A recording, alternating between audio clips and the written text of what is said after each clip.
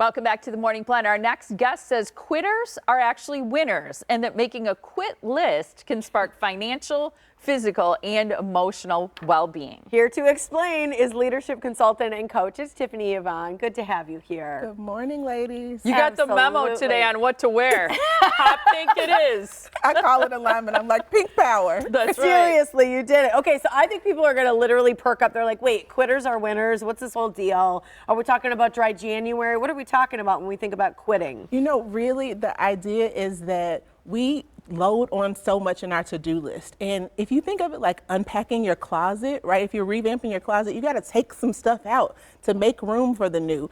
And when we focus on what we can quit, what we can give up doing, we create space for what's essential that can really help us get towards our goals with more ease instead of overwhelm. The thing is, we're raised to believe that quitting is bad. Yeah. We are, and work proves it, and even at schools, and if you're on a team that you don't like, you're like, don't give it up. But what about peace and joy? Yeah, what about it? What about peace and joy? We're not taught to have it, but it's our birthright. We get to choose it, and when you do, everything that really matters to you just flows so much more easily, right? Yeah. And people reach more success by quitting the things that are not essential than by holding on to everything so tightly. Yeah. Okay, so that whole idea of that self-love equals sort of this success strategy for you. What is this quit list and what's entailed on it?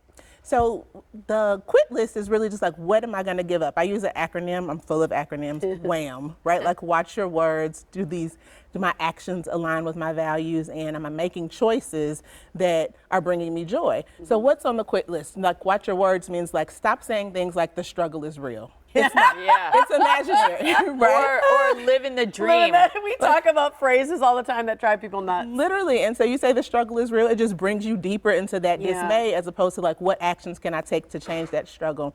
The middle one with the A around asking, does it align with your values, is really around, you know, am I people pleasing? Am I leaning into perfectionism? And how can I stop doing that? How can I make my yes be like a heck yes and my no be like an absolutely full body no that you feel good about?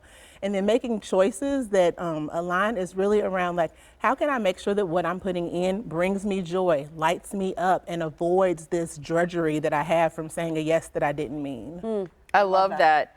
And you're an advocate for self-love, I know, and a success strategy.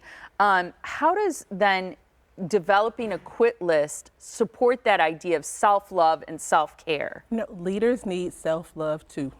You know, and they never think they do. They're as focused on the money. Yeah. So really, when you focus on like, what do I do to bring my best self to my work, you're really more energized, you're more productive, you're happier, right? Like, people problems are profit problems. So when the people at work think everything here sucks and I'm just here for a check, they act like it. Yeah. Yes. But when they put their self-love and they see themselves in their work and the trajectory of where they can go, everything gets better. Like, you think quitting is bad, but when you pick yourself first, everybody wins. Yeah. So what about this whole trend of quiet quitting? Where does this fall into it, and why may it be okay?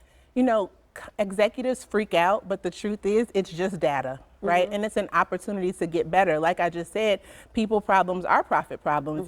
And for companies who are like, my people really don't matter, like, get it done, and these are our numbers, and they're, you know, these layoffs are going bananas. When you kill the morale of the people, you can expect quiet quitting. And if you use it appropriately, you get to use it as data on where you can make adjustments so that your people, your most valuable asset, can bring their best selves, which create better customer experiences. The idea that we can create a great customer experience without a great employee experience, fake news. Yeah, right. ridiculous. I know, but they have to be pretty self-aware to acknowledge that, you know, people are quiet quitting potentially because of a culture problem.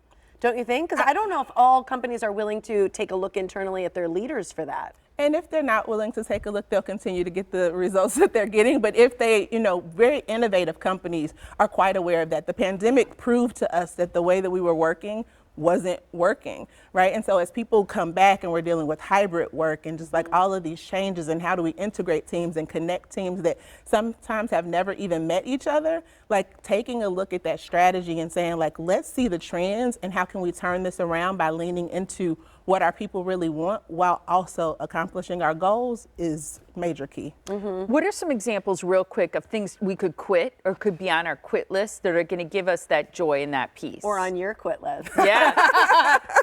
So me personally, I'm a recovering perfectionist all day long. I'm a CPA by trade, right?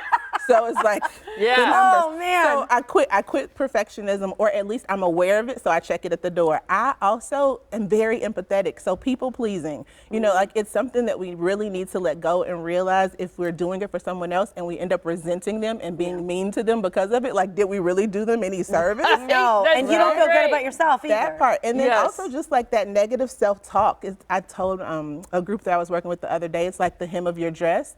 If you pull the thread on your dress, or if you see a thread coming, do you pull it? No, because your whole hem's gonna fall out. Yeah. But that negative self-talk is just like, I don't like my skin and my face and then my eyes. So it's just like pulling the thread, and that negative self-talk just compounds, and we want to end that. So, you know, stop the negative self-talk, the people pleasing, the perfectionism, and you know, it'll compound a lot of Just progress. quit it. Quit it. Yeah. Quit it. Knock it off. I like it. Put it on Knock your quit it list. off. That was great. Great Yeah, to see you. thanks for Thank you being so much. here. Thanks for wearing pink. Yeah, exactly. Got the memo. All right, Tiffany's got a whole bunch of free virtual events to help women become leaders. The Quitters Are Winners event is happening on Saturday, February 11th. It's at 10 a.m. To register, go to her website. It's tifftalks.live.